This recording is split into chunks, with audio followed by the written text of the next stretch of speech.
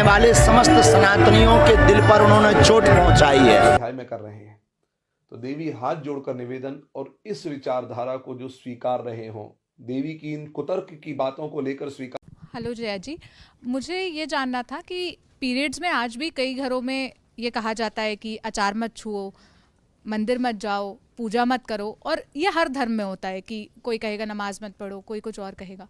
आप इस पर क्या विचार रखती हैं और आप खुद क्या फॉलो करती हैं या प्रैक्टिस करती हैं? ये मैंने आपके ही सेशन में इसका आंसर दिया था ललन टॉप का। देखिए, कुछ चीज़ें जब बनाई गई उनके पीछे कुछ कारण होते थे। अब मैं आपको बताऊं, टच करने को कि बच्चे ना जल्दी से मानते नहीं हैं।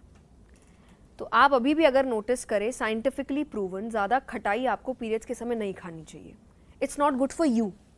बच्चे मानते नहीं थे तो उनको बोल दिया टच नहीं करना, खराब हो जाएगा। जैसे झूठ मत बोलो, नाक लंबी हो जाएगी। नाक लंबी होती है क्या?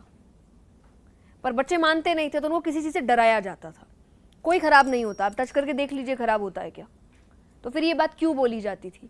तो बाद में आपको कारण पता चलता है कि उस वक्त आपको अचार खाने मना किया जाता है, बहुत ज़्यादा स्वीट खाने मना किया जाता है। दैट्स ट्रू, किया जाता है कि आपके लिए वो खराब है। डेयरी आपको खाने के लिए मना किया जाता है। तो इस तरीके के बहाने बना दिए गए।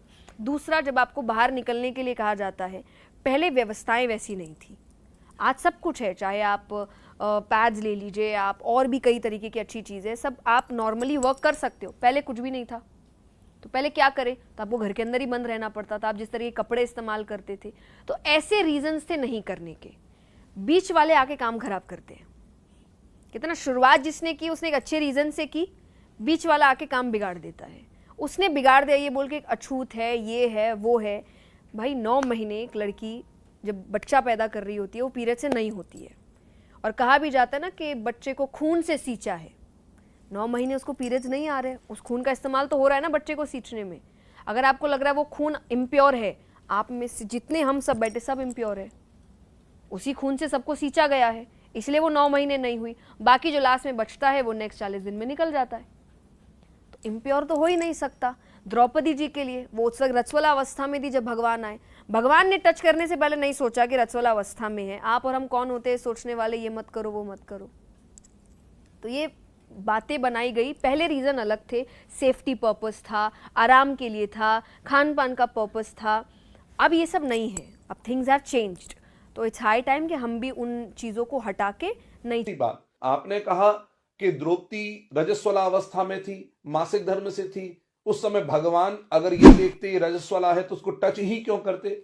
तो हमने तो किसी ग्रंथ में पढ़ा नहीं, संभवतः आपने पढ़ा होगा या आप बिना पढ़े भी पढ़े जैसी बातें बोल रही हैं कि भगवान ने स्पर्श किया द्रौपदी को। भगवान ने चीरवर्धन किया है, स्पर्श नहीं किया। और अगर उस दृष्टि से देखें कि वे ईश्वर हैं, फिर तो धरती में भी वही ईश्वर है, आकाश में भी वही ईश्वर है, पवन में भी वही ईश्वर है, और द्रौपदी के अंदर भी वही ईश्वर है, और हर रजस्वला के अंदर वही ईश्वर है।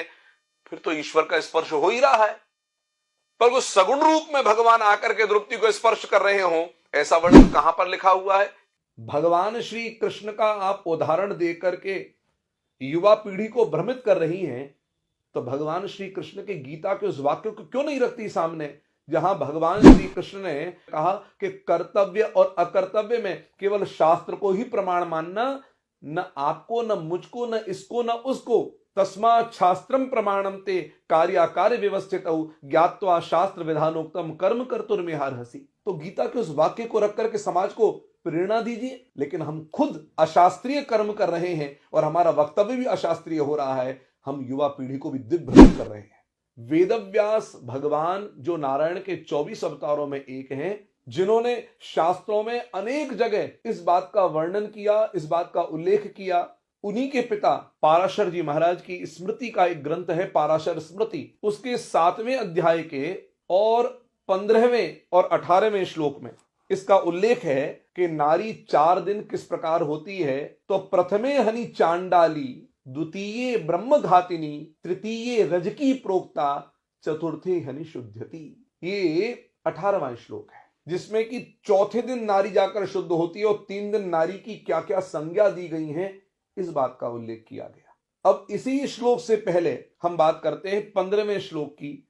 वहां पर पाराशर जी महाराज कहते हैं 7वें अध्याय का 15वां श्लोक कि स्नाता रजस्वलायातु चतुर्थे हनि शुद्ध्यति और कुर्यात रजो निवृत्तौ तु देव पितृयादि कर्म च। अर्थात चौथे दिन स्नान के बाद में नारी शुद्ध होकर के फिर उसके बाद देव कार्य और पितृ कार्यों को करने के योग्य होती है। इस बात का उल्लेख स्वयं भगवान वेदव्यास के पिता पाराशर जी अपनी स्मृति में 7वें अध्याय में कर रहे हैं।